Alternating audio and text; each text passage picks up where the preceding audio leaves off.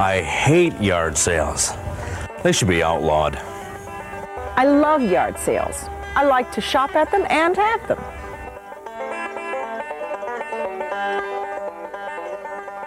I just like yard sales. They're making money off trash. They recycle merchandise, which avoids the waste of precious resources, and kick disposable income back into the economy.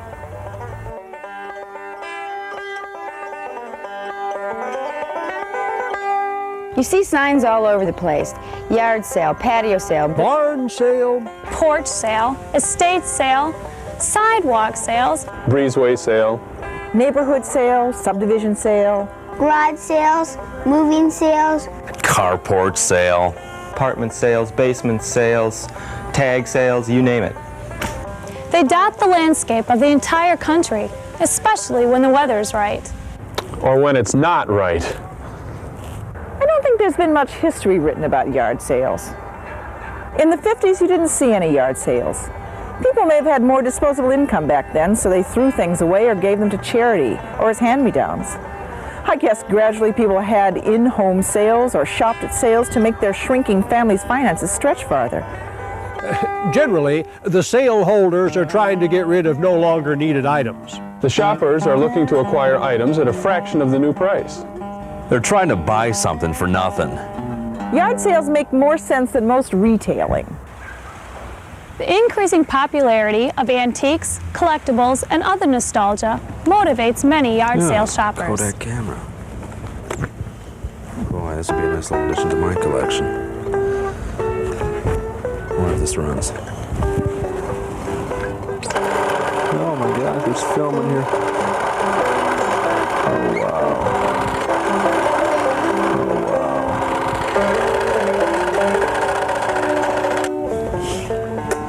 Not bad.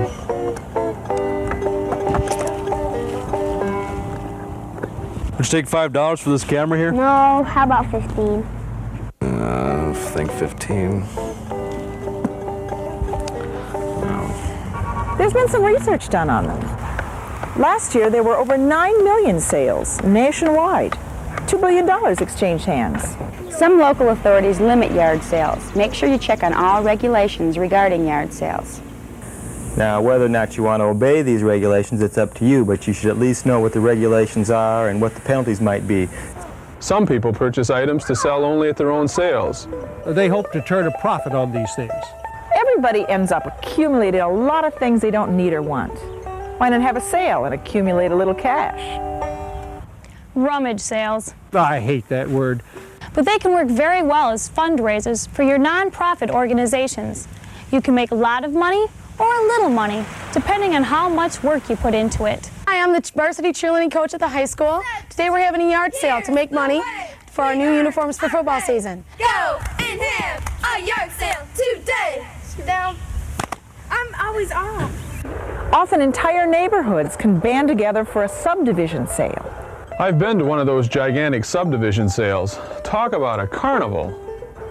You can draw big crowds that way.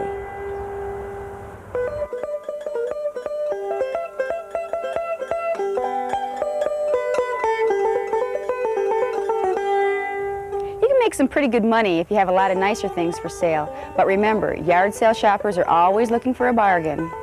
You can pull in 1,000 or more if you're selling a lot of appliances or other big items. Or you can clear all of 20 or 30 bucks if all you have is some bric-a-brac and odds and ends that you're putting out just to get rid of. The thing is, both these sales are a success. Or failures. Depending on what you're after. If I get rid of anything, I'll be happy. When you have a sale, you must see yourself as a store. You run the checkout counter, you're the clerk, they ask for help. Market research, security, credit. Merchandise display, pricing. It's all up to you. You name it, and you do it. They are work, work, work. Work, work, work. Work, work, work. Yard sales can be a lot of work. I mean a lot of work. If you've decided to have a sale, you've got to know who your customers are and what happens at a typical sale. Don't stereotype your customers. They come from all walks of life. friends, neighbors, and relatives will come over to socialize, and then they'll end up buying something. Some people are looking for an item they can use immediately. A crib, Couch, a lawnmower, a TV set, a refrigerator, a fishing pole, a boat. and they want to purchase it for a fraction of its price. There are people who collect just about anything you can imagine. There are people who haunt flea markets and antique sales looking for anything that is old and collectible. Some people just buy stuff to sell at their own sales. You might not know who they are, but dealers are likely to be there. They're liable to be early birds, and they'll drive a hard bargain. Dealers, I just hate the dealers. People will come early, maybe even the night before. Mornings will be the busiest.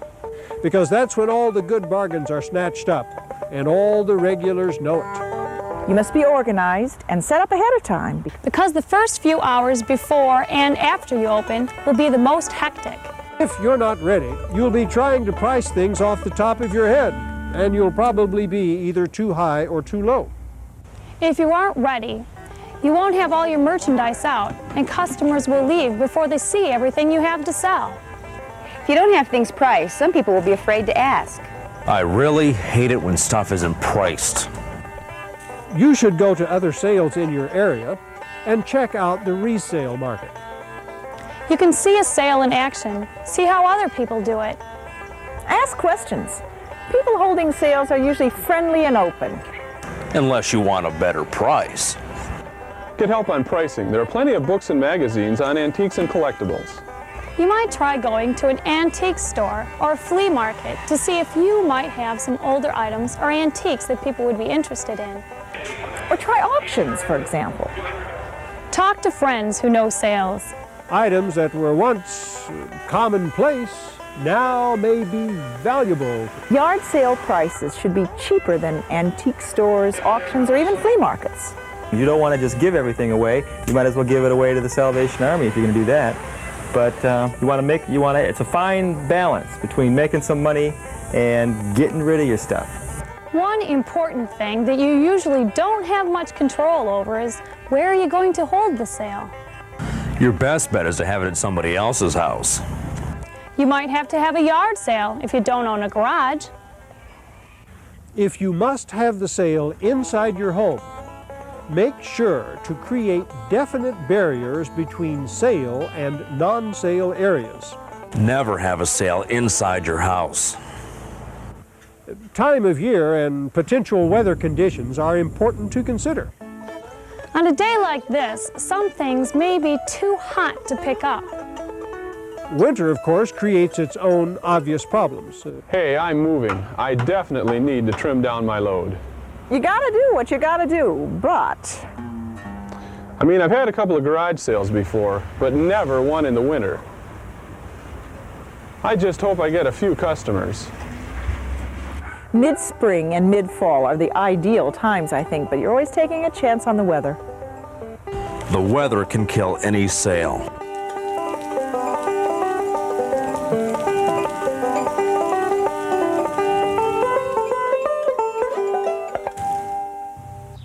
The longer your sale lasts, the less you can expect to sell on each additional day.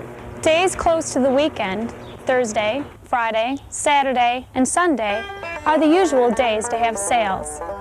You should be open for at least part of the weekend to catch your working customers. Of course, have your sale right after your ad comes out in the newspaper. Have sales right after payday. That helps. Okay, when you have your sale, you can be sure of one thing. You're going to get some early birds. No matter what time you start your sale, some people are bound to come early. As a buyer, if you don't get there early, the good stuff's going to be gone. Try to be ready the night before your sale.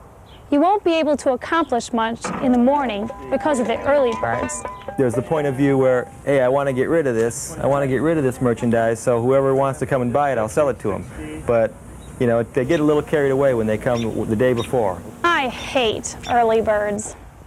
9 to 5 is probably a good standard for operational hours. You might want to start your sale earlier in hot weather.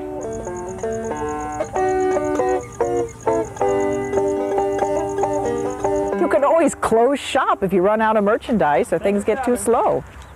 People are liable to buy anything. Things that seem totally worthless to you. Just put them out and put a price on them. I've seen people buying old holy burlap sacks. Sometimes people buy worthless junk just for their kids to take apart.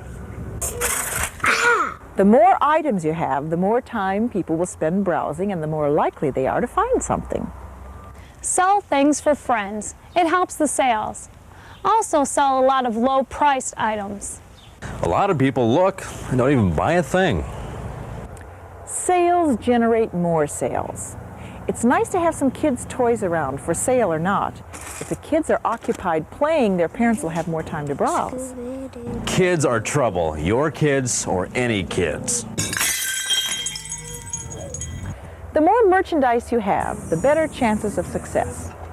Invite items from friends. Think of baked goods, garden produce, crafts, whatever. Sometimes it's smart for friends or relatives to team up to put on a sale together.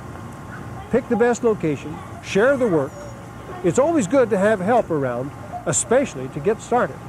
Occasional problems arise because you share control of your sale. Silly squabbles or major disagreements may occur.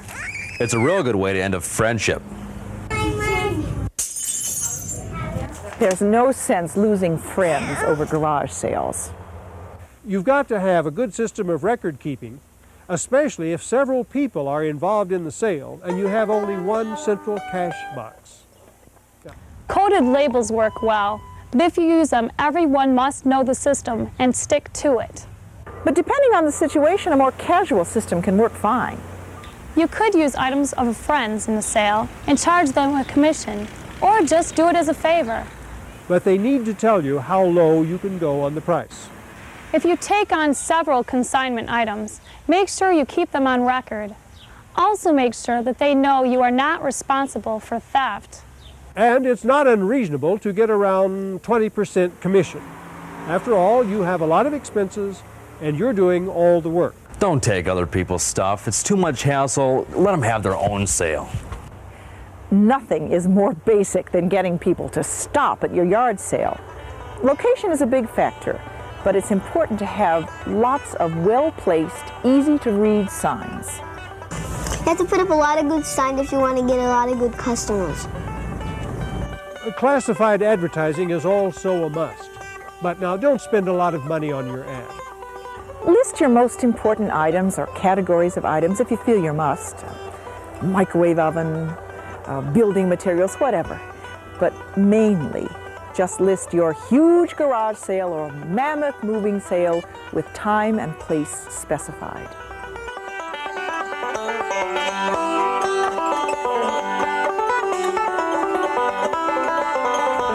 Stick to the facts, but don't put your phone number in the ad. You want people to come and see the items. Your ad doesn't have to run long. Starting a day or two before the sale is fine. With your signs and with your ad, make sure to help your customers find their way to your sale.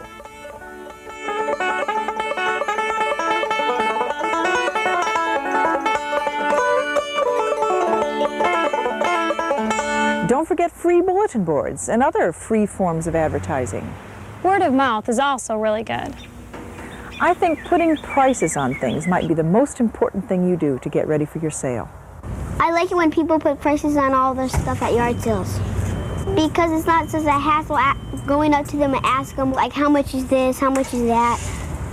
I hate to have to ask about prices. It's a lot of work, and some people are just plain lazy. Pricing can be hard for people who never go to sales.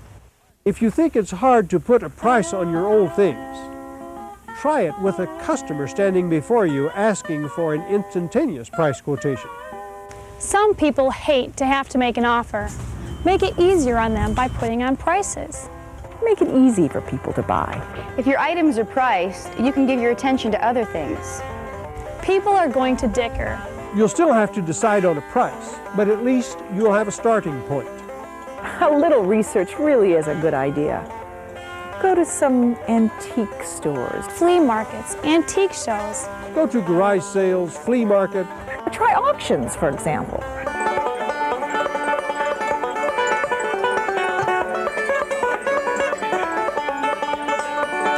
You can't ask store prices at a yard sale. Some sellers evidently are in love with their junk and tend to overprice things. But you're competing with other sales, not with stores. Most modern items in good condition will only sell for 1/4 of their regular retail price.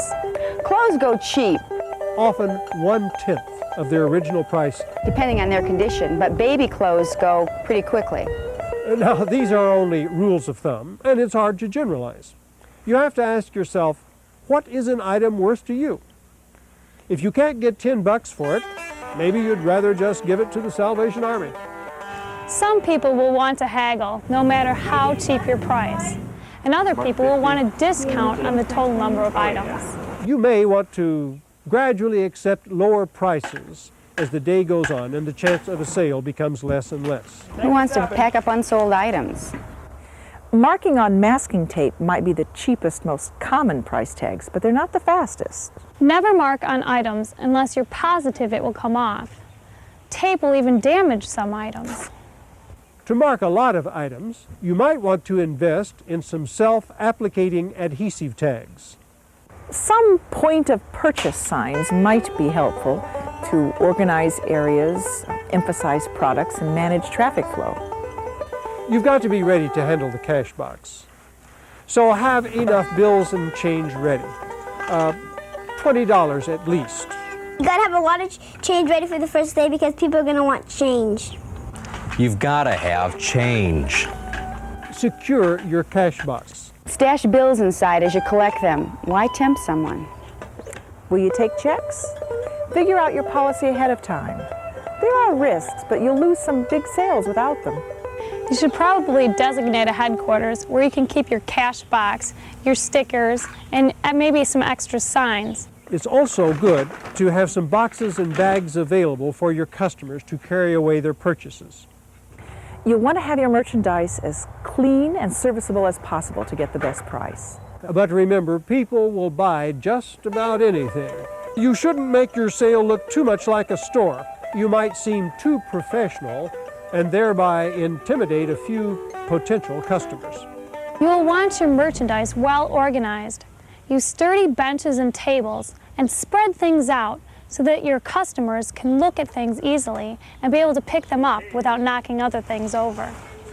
Make your aisles clear and wide. Hang up clothes rather than pile them in a heap. Put valuable and fragile items where they are less likely to be knocked down or are available to small children. Free items, bargain boxes, or grab bags can be a fun way to move merchandise.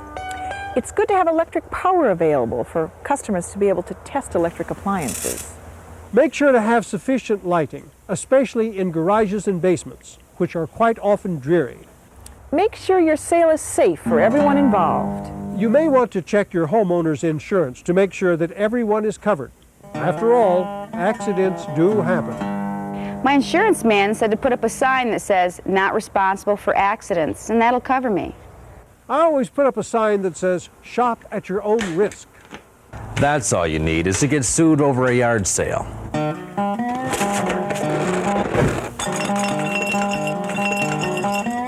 Weather can put a total damper on any outdoor sale.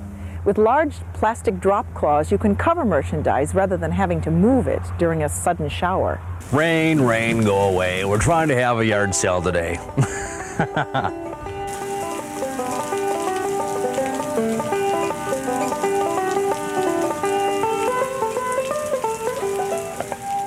Wind is another killer. Things will go fine until the wind picks up. Then lamps, furniture, everything will be blown all over the neighborhood. And don't forget the sun. It can melt candles, fade fabrics and photographs, and give you a painful case of sunburn. Protect yourself and your merchandise as best you can. Free water, coffee, and other refreshments, along with background music, can create a festive atmosphere for happy shoppers.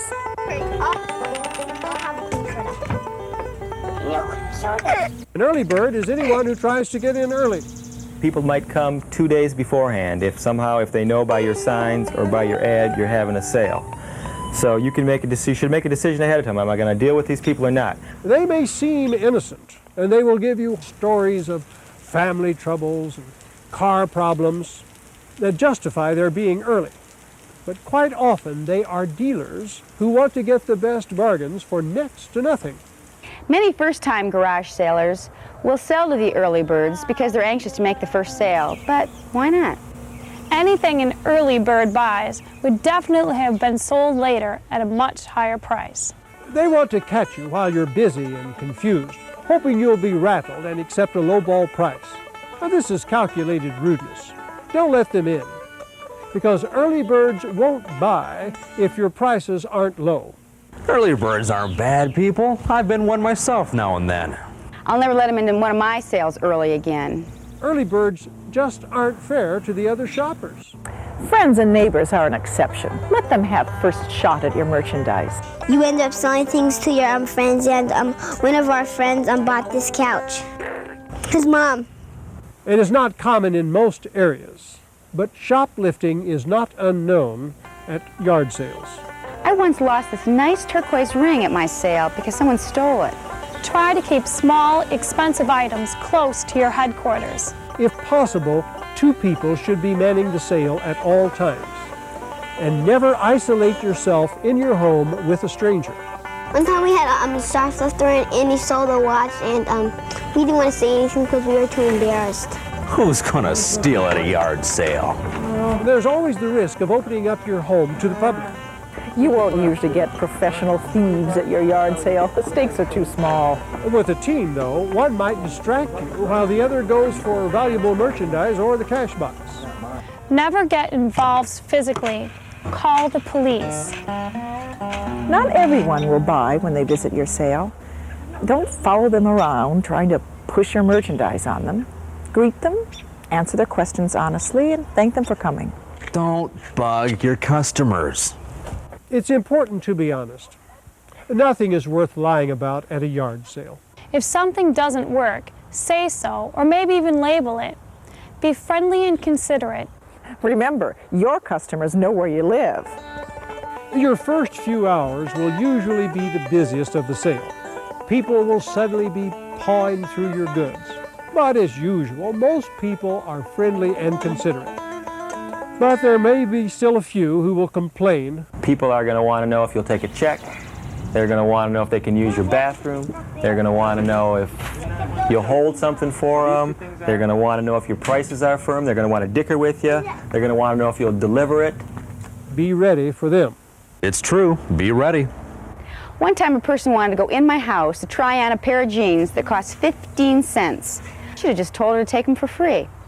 If you've never dealt with the public in this fashion before, a yard sale will be an interesting experience. But after a couple of hours, and certainly after a couple of sales, you'll feel like a pro. $15 for this, I don't know.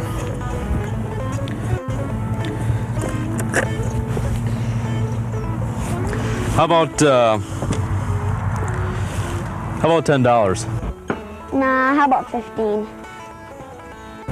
12? No, that's the lowest I'm going to go. All right, I'll give you 15.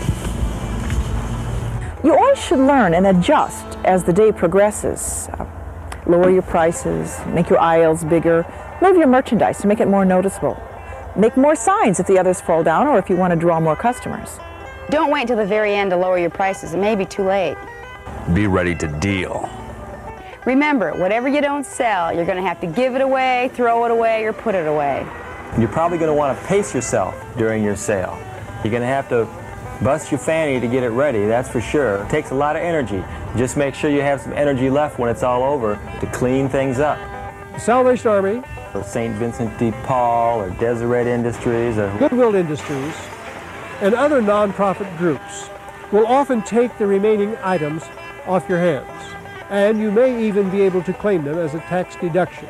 Donations to a nonprofit organization qualify for a write-off on your taxes. A few of these charities will even come and pick up the unwanted items.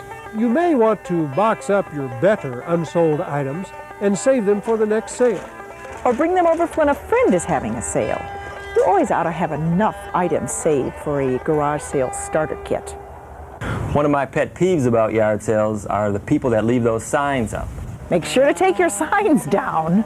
The yard sale's been over for weeks. They leave those signs up and they either end up littering the roadway, or if you follow one of them, you end up someplace where there was a sale 2 or 3 weeks ago.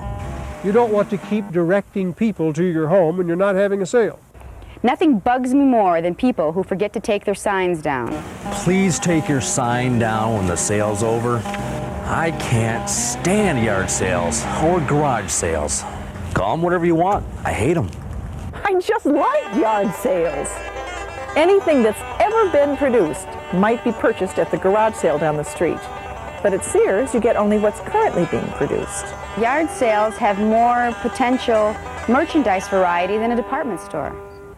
All that may be true, but you gotta paw your way through all that junk just to find it.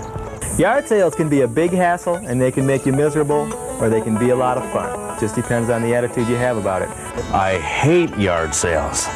They can be fun and profitable, but it may be best to have garage sales when you just want to get rid of things instead of make a profit. Just when you're trying to get rid of things and not make a lot of money. I've had bad dreams about yard sales.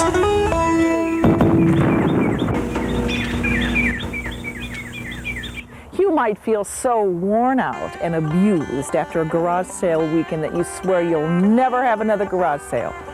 But give yourself some time.